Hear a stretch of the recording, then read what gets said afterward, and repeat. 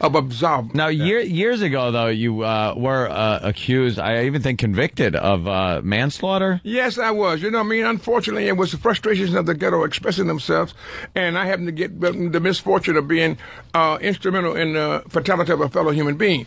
I think that is something I've suffered deep contrition for, but and to expiate for your sins, you got to keep giving. You got to keep working. You know, if you have faith, you can cast your bread upon the water and you'll get back cash. Does that still bother you? Like, as a person? Faith, you get back soggy bread. But on a daily basis, though, does that bother you? It doesn't bother me as much as, once you recognize and appreciate the fact that, that you're not God and, you could be God-like in dealing with people, you got to be able to deal with what is real, and then you got to justify it in an irrational, rational, whichever way you want to put it, when you didn't start it or whatever it is.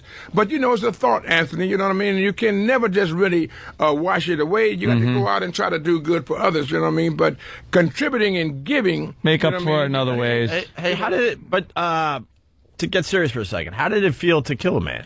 Well, you know what? It's not a feeling of what you're going to do for a kill. It's just like when you say on Iwo Jima, how would you tell the guys over there with Pecan, Corregidor? You know what I mean? When you find people that are fighting, it's the way that you look at life and what you is, because it's three words: eros, philia, and agape. That's the Greek words. Eros is an affectionate love.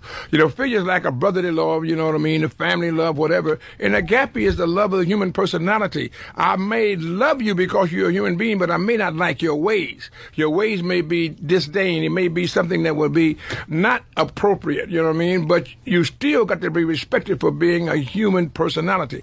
And so I think that I love all the people, you know what I mean? And it's what John Donne said many years ago, that no man's an island entire to himself. Every man is a member of the continent and a part of the main.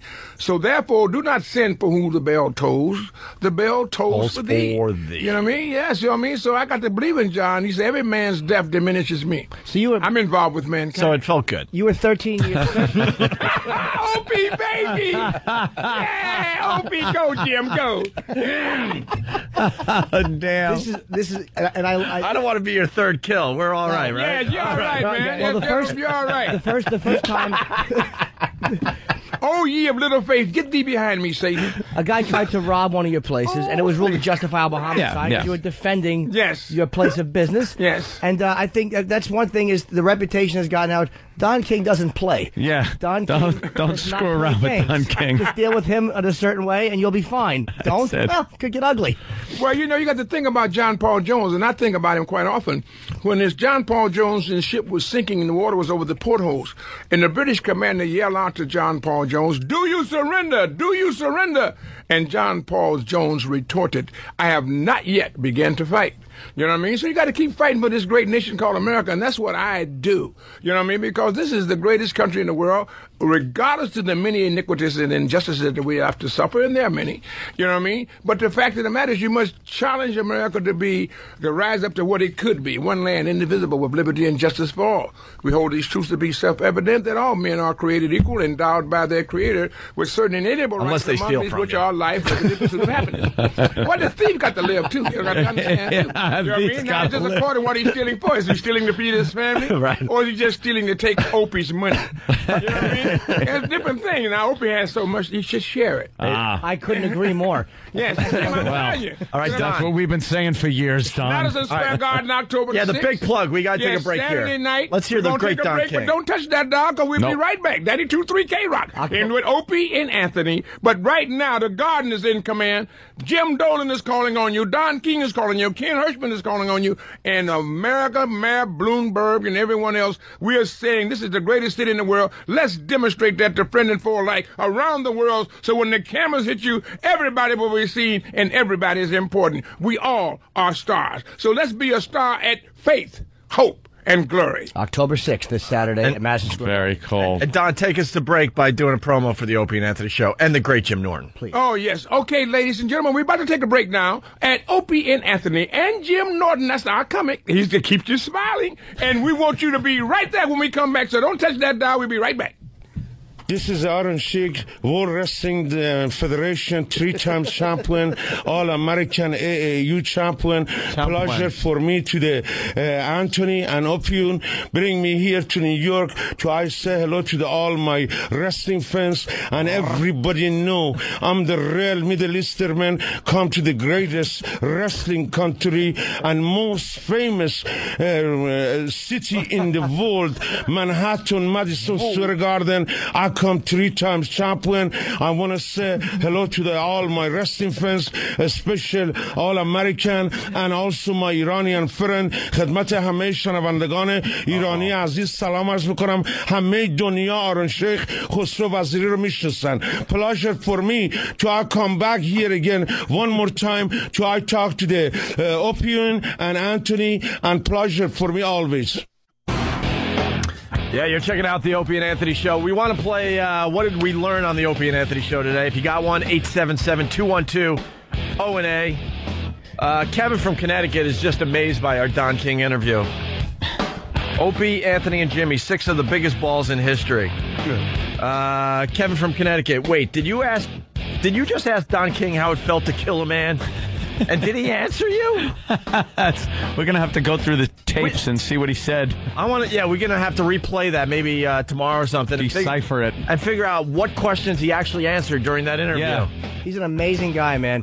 And I'm going to give the fight another plug. It's this Saturday, October 6th at Madison Square Garden. Samuel Peter against Jameel McCline. And man, King always puts on amazing fights. Yeah. He has a history of putting on great Screw fights. that. He was just a great guest. I like how he summed it up by saying, all that stuff, and he goes, hey, I'm still standing. Yep. Yeah. So regardless of what people accuse him of, what he has done. That guy could take a punch right there. Yeah, that guy's been... And true, that like the FBI... The CIA, I don't doubt. He was bragging about it. He goes, look, they all looked into me. They're trying to get him. Still standing. They're trying to nail him, and he's still standing. So my favorite part of the interview is when we asked him about the Oscar De La Hoya pictures, and he just sat there in silence. He was speechless for a couple of seconds. Yeah. Yes. I have an update because I just walked Mr. King to his car. Yeah. And his comment about you guys, he goes, you got to keep it real with them because they bring it. All right. Yeah. I like how you put the inflection on that, too, Kenny. Exactly. I'm down with that. Of course you are. Down with syndrome. That's what you are. I would love to see, next time, I would love to have him in again. I want to see Don King talking up Kenny. Oh, I want to see Don King saying, good luck. Yeah, he probably would. And Kenny... Speechless again, like when you asked him the Oscar De La Hoya question. Wow, man, he sat there. That was fun. He smiled, and it was the first time I ever saw he had nothing to say. Well, I don't know what his relationship to Oscar is, if it's good or bad. So I don't know. You know what? But I got around that because then I'm like, all right, what you're saying is you've never seen the Oscar De La Hoya pictures, and you've never fixed a fight, and that's when he said, "Whoa, all right, hold on, whoa, I may have seen some pictures, but I never fixed a fight. But I never fixed a fight." He's seen him. He probably laughed his ass off. Come on, are you kidding me? You could tell he saw him as soon as we asked a question. He was giggling like a little girl. He probably shipped him lingerie anonymously as a goof. Right. And we have Otto. Otto. Where's George? Again, I left him at home. Sorry. No, it's time. He's ditching George at home these days. That's good. It's time to kick that punk to the curb. I know. I'm doing a single. Yeah, it's radio. Yeah. What are you playing? Otto, is it Caroline's tonight here in New York City. And it's an 10 o'clock. 10 o'clock. Nice. I have a little skit tonight at Caroline's. You ever follow Don King? 212. Horrible. Hold on, 212-757-4100. You're doing like an interesting thing. You're hosting, and like it's kind of like your show, and you put on other comedians like Rick Shapiro. Otto and George presents a night of stand-up, all kinds of different characters. If it's titled that, I'm going to bite your face. Really? Yeah. Otto and George presents, colon. Who's on the show with you? Shapiro? Shapiro, that Big Jake Olkerson, Johnny, Big J. Johnny O, and then some guy named Shuley or something like that. Shuley, okay. Shuley's a guy that Stearns board. He's a good guy. All right, cool. Tonight at Caroline's, 10 o'clock with Otto and George. Yeah, you were man. listening to the Don King interview. That was a great interview. It was fun to listen to, huh? Yeah. Look, we're all pumped. Yeah. And I was nervous, man. I'll be honest. We try to be honest with this radio show. We meet a lot of famous people. Yeah. For the most part, it's cool, but you're not nervous. He walked in. I'm like, hamana. I didn't know what mic to turn on all of a sudden. He's an intimidating guy. Yes. You know? Because you know who he sat with. It's like when you watch When We Were King. He, as comfortable as he was just talking to us, he was that comfortable talking to Ali and Foreman. I know, the most famous man on the planet. He's a guy who's not intimidated. You know what I mean? It's like, so you kind of know that you're dealing with a guy who's, what are you going to do? Wow. Yeah. He's amazing. Yeah, really interesting Does guy. he manage boxers or he just promotes? He's a promoter, man. Really?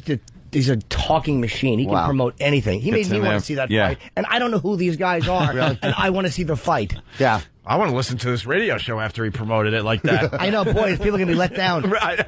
Keep it real. If he had heard this show before he came here today, he never would have done it. Never would have come in here. Destroyed his reputation. He'd talk us all up and people will listen, and it's a snooze fest. I want to see him go to Cleveland and promote that awful Maxwell show. Oh, God. And the man doesn't even talk in his real voice. This Maxwell, he has a funny sidekick. And punt. And punch. What is that?